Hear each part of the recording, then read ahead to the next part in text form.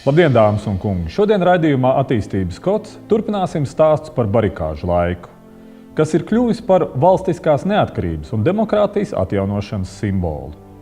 Atmiņās aicinājām dalīties gan novada iedzīvotājus, kas paši ir sargājuši strateģiski svarīgus objektus, gan arī jaunieši, kuri par šo laiku ir dzirdējuši vienu no stāstu. 1991. gada 12. janvāra notikumi Viļņā, kad padomju karaspēka vienības uzbruka Viļņas televīzijas tornim, ar militāro tehniku iebrauca neapbruņotajā torņa aizstāja pūlī un sāka šaut uz civiliedzīvotājiem, lika notrīsēt arī visai Latvijai. Tas bija kā signāls, ka mūsu valsts nākotne ir briesmās. Rīgā 13. janvārī notika liela demonstrācija, un ap 80 000 brīvprātīgo sāka celt barikādes. Uz šīm barikādēm Latviju aizstāvēt brauca cilvēki no visas Latvijas, arī no tālās un daudznacionālās Krāslavas. 25 gadus senos notikumus pieminēja ar izstādi un pasākumu gan Krāslavā, gan arī toreizējie barikāžu dalībnieki devās uz Rīgu, lai kopā ar citiem piedalītos atceres pasākumos. Tautas frontes atbalsta nodaļa mums bija ar lielu biedru skaitu priekš Latgales, priekš tiem laikiem. Un tā jau bija tās likumsakarīgas, kā uz to gājām.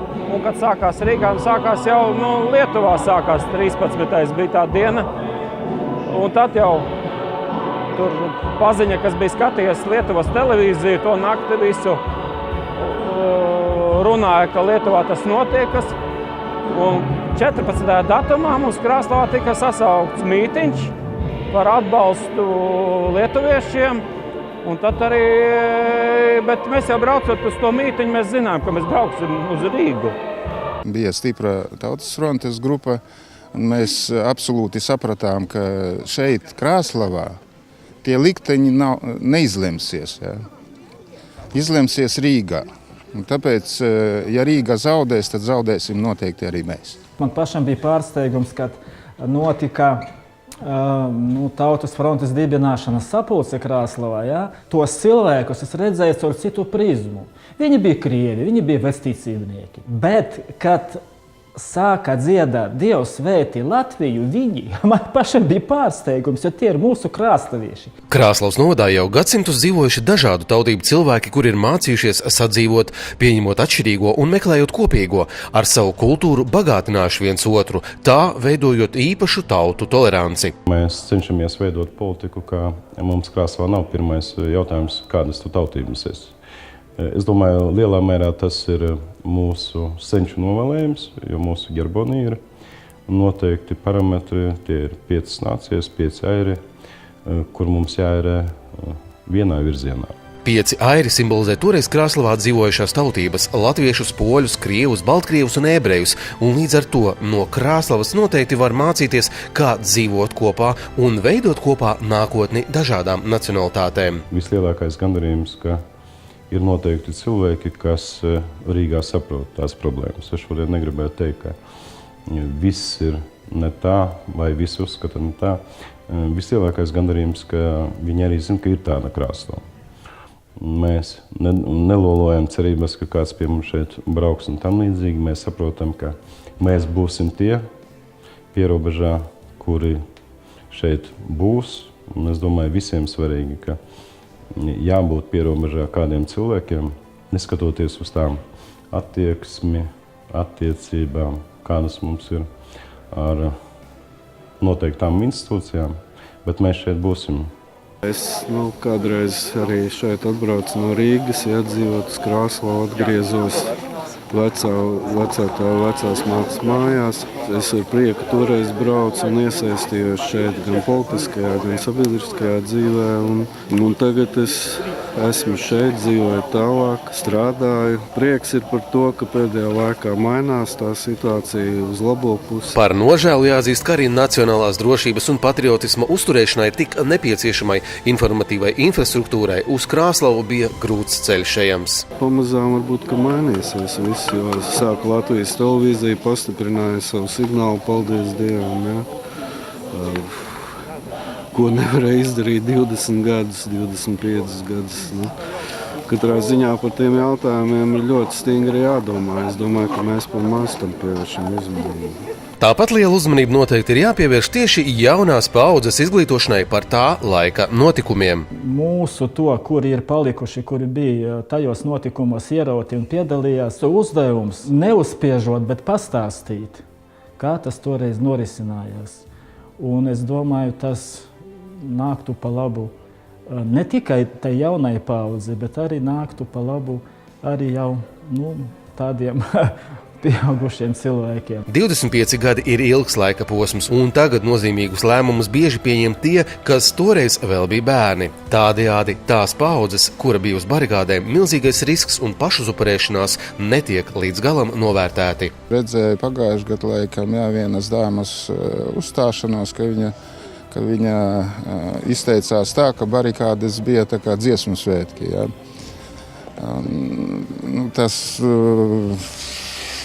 Tas manā izpratnē tas ir kaut kas nav labs. Viņa nepadomāja, ko viņa pateica. Man personīgi negribētos, ka nekad nebūtu tādu gadījumu, ka mums atkal būtu jādodas barikādēs, ja, lai aizsargātu savu valsti. Bet es domāju, ka ja gadījumā tāda nestunda pienāktu, es domāju, ka būtu tomēr cilvēku kopums jauno vidējas paudzes veco, kuri dotos aizstāvēt savu valsti. 1991. gada barikāžu notikumi risinājās galvenokārt Rīgā, bet tajos iesaistīti bija cilvēki no visiem Latvijas novadiem. Tādēļ 25. gada dienai veltītie atceres pasākumi tika rīkoti visā Latvijā. Pateicoties tam, tad mēs esam tur, kur tagad pašlaik esam. Un pirmkārt jau mēs esam brīvi. Arī mūsu ciemā notiek ļoti daudz pasākumu, kur veltīti barikāžu laikam. Skolās atcerās vecie iedzīvotāji. Šis notikums nekādā ziņā nedrīkst tikt aizmirsts un novērtēts pa zemu. 20. janvārī Garkalnes novada bibliotēkā uz piemiņas pasākumu visus interesantus un īpaši jauniešus aicināja toreizējie tautfrontieši. Kā viņi piedalījās barikādēs un kāds bija viņa atmiņas. Man ļoti patīk, ka cilvēki stāsta par savām atmiņām, par savām sajūtām un to, kā viņi atceras šo laiku. Un šajā pasākumā skolā mēs arī skatījāmies video par šo laiku. Dzirdot visas šīs sarunas un šos stāstus, tomēr rodas arī mazliet tā kopības sajūta un tā vēlme arī tur būt. Un sajust to notikumu gaisotni bija iespēja 1991. gada Barikāžu muzeja rīkotajā vēstures rekonstrukcijas spēlē, kurā piedalījās 12 komandas no visas Latvijas. Garkalnes māksla un vispār izglītojušās vidusskolas komandas šajā sacensībās ieguva 3. vietu. Sacensības notika Zaķu salā, un, manuprāt, visinteresantākais uzdevums bija, kad vajadzēja iekurt ugunskura. Bija tikai sērkociņi, skaliņi un vajadzēja visu sagatavot pašām. Bija jautri, jo bija daudz uzdevumu. Piemēram, bija pašiem jāuztais savs plakāts. Tā kā Oskars teica, bija jāiet, kur ugunskurs un jāpārdedzina virve. Bija jāsaliek tā bildes, tā kā no puzlē veidīgas. Un tad bija fiziskie. Ļoti interesanti. Tur bija, beigās bija jāsaliek tā kā savas barikādes no siena klucīšiem, es nezinu, tā kā sasietiem kopā un kokiem. Lai arī tagad ir cits laiks, tomēr arī aizbraucot uz kādiem šādiem patriotiskiem pasākumiem, ir sajūta, ka mēs tomēr visi esam kopā, un lai arī ikdienā mēs esam atsevišķi, mēs tomēr esam latvieši un mēs esam spējīgi savākties un darīt lielas lietas.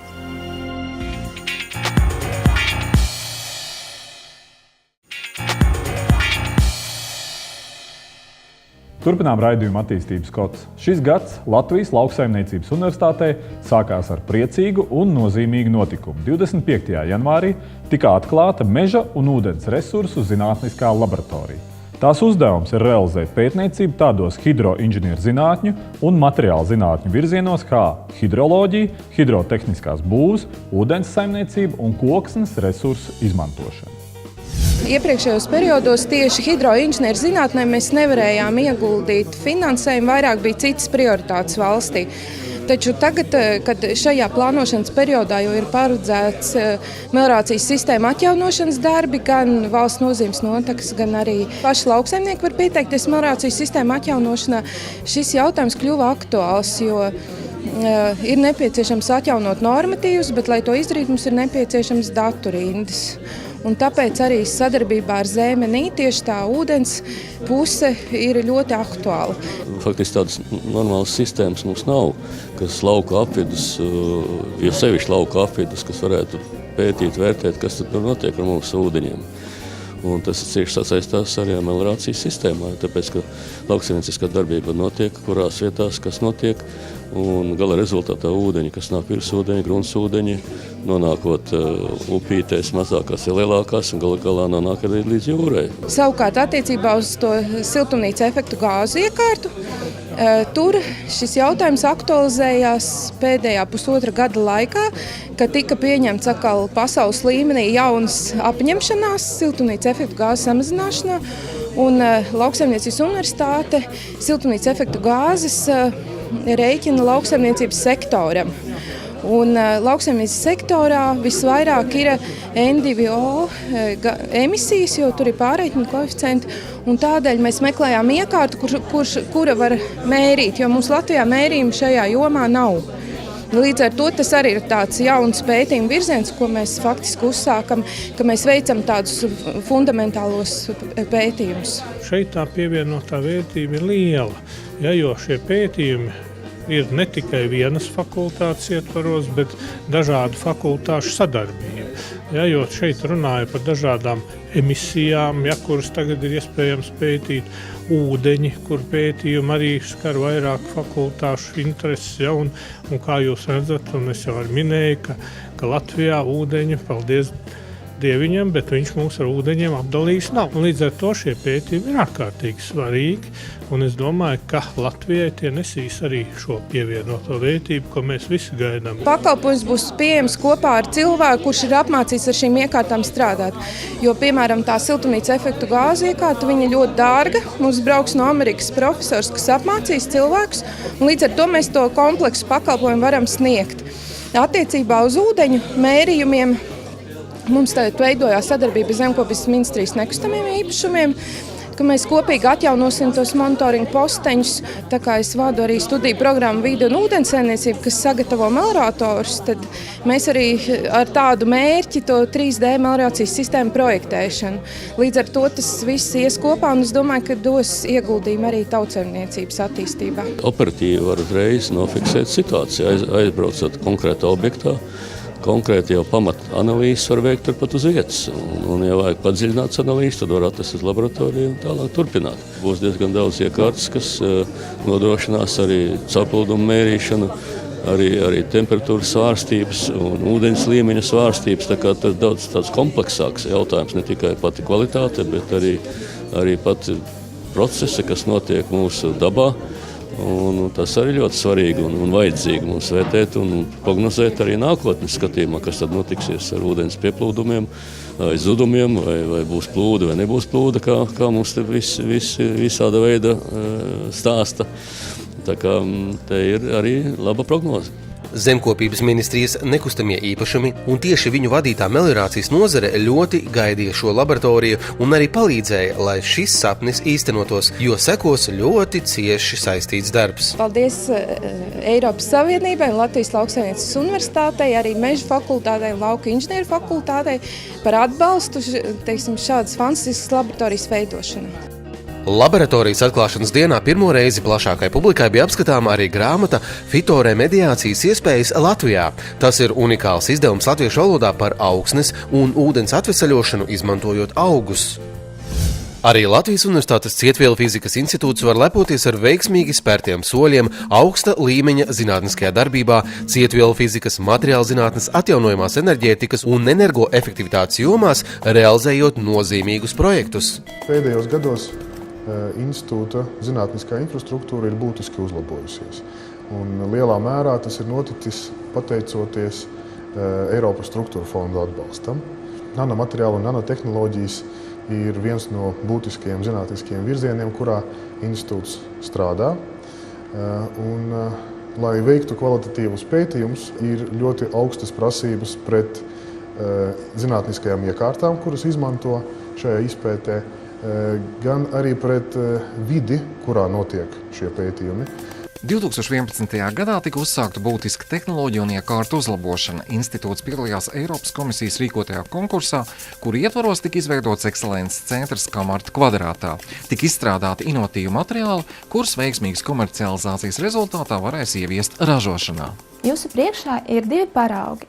Viens ir komerciāli radītais, un otrs ir mūsu pašu sintezētā viela. Komerciāli radītās vielas spīdēšanas intensitāte ir daudz vājāka par mūsu sintezētās vielas spīdēšanas intensitāti. Taču, kā jau visam, lai šīs vielas varētu tikt izmantotas krāsvielu lāzeru ražošanai, ir nepieciešams attīstīts valsts finansētu infrastruktūru. Projekts Kamarta kvadrātā tika veiksmīgi prezentēts pagājušās vasaras vidū.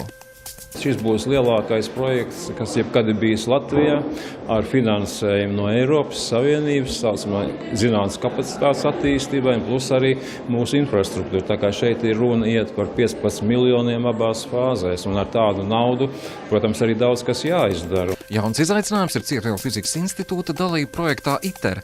Tajā piedalās vadošās pasaules un arī visas Eiropas valstis. Nākotnes izaicinājums ir kodolsintēze, kas ļaus iegūt enerģiju, tāpat laikā saglabājot vides resursus. Un arī šajā gadījumā liela nozīme būs nanomateriāliem, kuriem būs jāiztur ekstremāli apstākļi.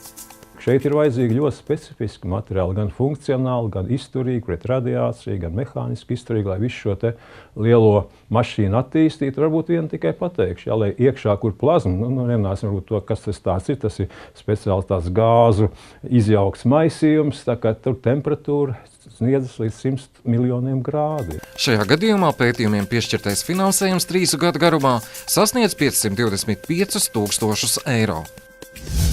Šogad savu 4. gadsimta jubileju svin ceļu būvniecības sabiedrība IGAT. Tā ir kompānija ar Latvijas uzņēmēju kapitālu, atrodas Zemgales sirdī Jelgavā un atbalsta dažādas sabiedriskās un sociālās aktivitātes.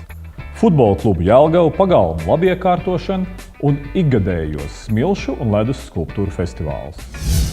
25 gadu atpakaļ ceļu būvs kompāniju IGAT aizsāka mans tēvs. Aizsāka kā ļoti mazu iecirknīti, kas lokalizējās Jelgavas novadā Vilces pagastā. Bija 2 traktori, neliela karjeru saimniecība un pietiekami sena asfaltbetona rūpnīca. Šo 25 gadu laikā arī ļoti lielu artavu ielicis tieši mans tēvs. Uzskatu arī, ka šobrīd tēvs ir pelnītajā pensijā, bet arī skatoties no malas, kad arī var lepoties ar to, ko arī esam mēs jaunie sasnieguši. Patreizējā IGATas vadība Māris Pēlāns un Madars Radželis 2017. gadā varēs svinēt savu kompānijas vadīšanas 10 gadu jubileju. Bet 2015. gads ir bijis ceļbūvniecības sabiedrībai IGAT apgrozījuma rekordgads. Ir vērts atzīmēt arī faktu, ka jau tagad janvārī ir skaidrs, ka darbu pietiek vairākiem mēnešiem uz priekšu. Ir gana daudz jau pārējoši objekti Latvijas valsts ceļos. Kā 2 varu pieminēt, ir Rīga, Liepāja un Vecumnieki Nerata ceļš. Ir uzsākti un šī gadā arī jāpabeidz Latvijas valsts mežu ceļi. Ir arī pārējošais objekts Bauskas novadā, arī ir Latvijas-Krievijas pierobežas projekts. Noteikti jāatzīmē paveiktais Jelgavā. Ir sakoptas visas tranzīta ielas, arī mazās ielas. Arī bez ielām Jelgavā ir bijuši objekti, kas ir vēsturiski paliekoši, kā vienu es gribētu minēt Pasta salu.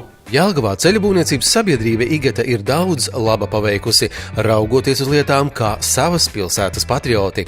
Vislielākais atbalsts ir bijis Jelgavas futbola klubam, bet bez tā ir vēl vesela rinda ar sporta veidiem – virves vilkšana, ziemaspēldētāji, Jelgavas roņi, hokejs un daudzi citi. Un arī jau pieminētā pagalmu sakopšana. Tas ir sociālās atbildības projekts Jelgavas pagalms, un to IGAT aizsāka 2013. gadā ar domu pakāpeniski sakārtot Jelgavas pilsētas pagalmus, iedzīvotāju labsajūtas un pilsētas infrastruktūras uzlabošanas labad. Šī iniciatīva nav saistīta ar pašvaldību, un tajā netiek izmantot izmantota nodokļu maksātāja nauda, un šīs iniciatīvas rezultātā ir tapuši jauni bērnu rotaļu laukumi, smilšu kastes ar pārsegu, futbola laukumi, cēliņi, pagalmu soliņi un daudz kas cits. Savukārt pirms vairākiem gadiem Igates atbalstītais smilšu skulptūra festivāls ir izveidojies par stabilu tradīciju ar starptautisku vērienu. Ceļu būvniecības sabiedrība Igate vienmēr nāk talkā gan ar tehniskiem padomiem, gan ar atbalstu, kā arī tehniskiem risinājumiem. Šī brīdī top festivāla vēsturē garākais slitkalniņš, kuru būvē Igate čaklie strādnieki. Šī gada ledus skulptūra festivāla tēma ir pasaules brīnumi. Šis festivāls pēc kārtas jau būs 18. Un jau 1. februārī Pastasalā taps 30 mākslinieku veidotās individuālās skulptūras, bet dienu vēlāk sāksies darbs pie 15 lielajām ledus komandu skulptūrām. Līdztekus ledus skulptūrām šogad mēs solās būt arī daudz dažādi pārsteigumi, fotoskulptūras, ledus bāri, kā arī īpaša programma, kas šogad solās būt interesanti ar to, ka pirmo reizi būs multimediālais šovs ar pirotehnikas elementiem, mīlestības mozaīka. Visi interesanti ir aicināti pēc iespējas ātrāk apmeklēt ledus skulptūras. Kā mēs zinām, ledus ir gaistošs un trausls materiāls, un augšā tur tas dabas lielais tēlnieks iespējams ievieš savas korekcijas. Bet visas 3 dienas Pastasalā paralēli skulptūra apskatē ir arī plaša programma. Jau no piekdienas 18:00 parks ir atvērts katru dienu līdz pat 23. Savukārt sestdien, svētdien jau no 10. rītā parks atvērts, kad ir paredzēta programma pašiem mazākajiem festivāla apmeklētājiem, kad darbosies slitkalniņi, būs rotaļu uzvedumi un koncertu programmas ar lielajām maskām. Savukārt uzreiz pēc atklāšanas, kad mēs noskaidrosim, kurš tad šī gada festivāla uzvarētājs, būs Jelgavnieka Gundara Lintiņa jubilejas koncerts. Līdz pat 4. februārim ir īpaši draudzīgas cenas uz festivāla biļešu iepriekš pārdošanu. Biļetes var iegādāties biļešu paradīzes kasēs. Savukārt jau no 1. februāra, kad darbs tiks uzsākts pie mazajām skulptūrām, paralēli procesu varēs vērot arī interneta vietnē www.festivāli.jelgava.lv. Jelgavas reģionālais turisma centrs 18. starptautiskā ledus skulptūra festivāla laikā aicina iepazīt pilsētu, dodoties bezmaksas izbraukumā ar autobusu.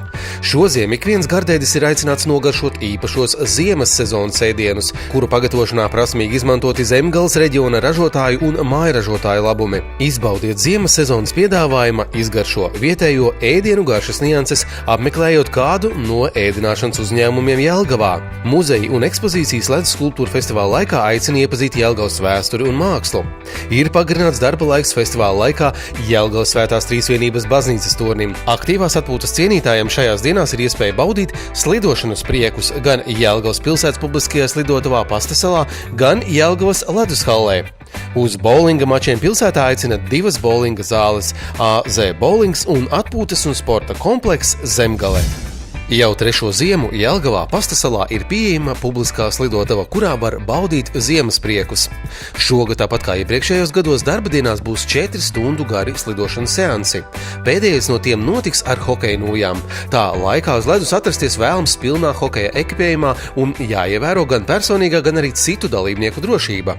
Lai padarītu slidotavu ģimenēm vēl draudzīgāku, brīvdienās un svētku dienās būs pieejami 6 slidojumi. Lai patīkami pavadītu laiku savu draugu vai kolēģi lokā, iespējams izīrēt arī visu ledus laukumu. Laukuma rezervācija iepriekš ir jāpiesaka zvanot pa tālruni 263 56 449. Rezervācija jāpiesaka vismaz 2 dienas iepriekš. Slidotavas darba laiks arī šogad lielā mērā būs atkarīgs no laikapstākļiem. Par visām izmaiņām slidojuma laikos un seansu pieejamību informāciju meklējiet Zemgales Olimpiskā centra Twitter kontā vai zvanot pa tālruni 2036 76 77. Jelgava gaida viesus visa gada garumā. Tāpēc mēs aicinām jūs doties no 5. līdz 7. februārim uz Jelgavu, kur notiks 18. starptautiskais ledus skulptūru festivāls. Bet mēs tiekamies atkal ar jums pēc nedēļas. Lai jums veicas!